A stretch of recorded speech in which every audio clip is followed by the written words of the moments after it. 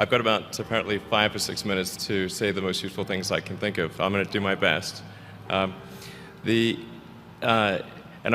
was suggested that I distill things down to three items. I think I'll go with 4, and I'll try.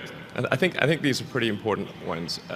Some of them are going to sound like, well, you've heard it before, but it's worth re-emphasizing. I think the first is you need to work, depending upon how well you want to do, and particularly if you're starting a company, you need to work super hard. So what does super hard mean? Well, when my brother and I were starting our first company, instead of getting an apartment, we just rented a small office and we slept on the couch. And we showered at the YMCA, and we're so hard up we had just one computer. So the website was up during the day, and I was coding at night, 7 days a week, all the time.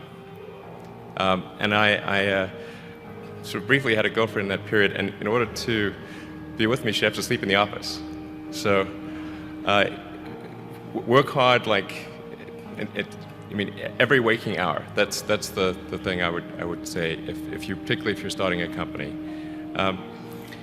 And I mean, if you do simple math, say like, okay, if somebody else is working 50 hours and you're working 100, you'll get twice as much done in the course of a year as the other company. The other thing I'd say is that if you're creating a company or if you're joining a company, the most important thing is to attract great people. So either join a group that's amazing, that you really respect, or if you're building a company, you've got to gather great people. I mean, all a company is a group of people that have gathered together to create a product or service. And so depending upon how talented and hardworking that group is, and the degree to which they are focused cohesively in a good direction, that will determine the success of the company. So do everything you can to gather great people if you're creating a company. Then I'd say focus on signal over noise.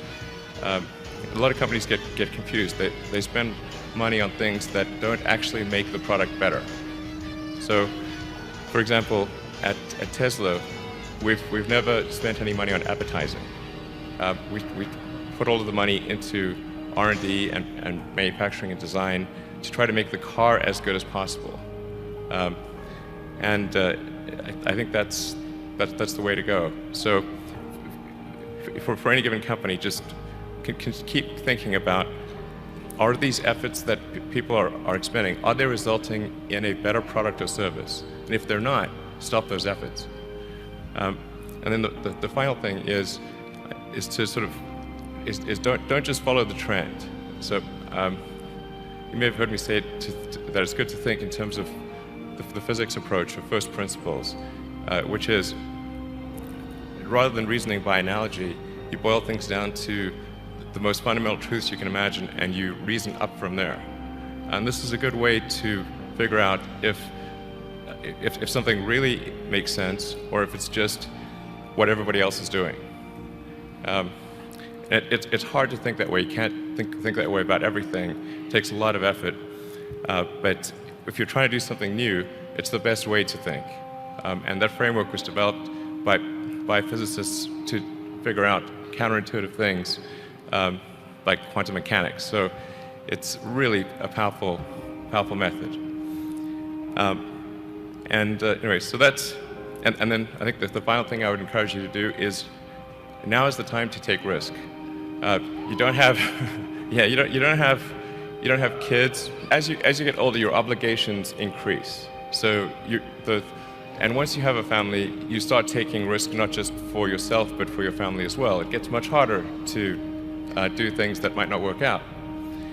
So now is the time to do that before you have those obligations. So I would encourage you to take risks now. Do something bold. You won't regret it. Thank you.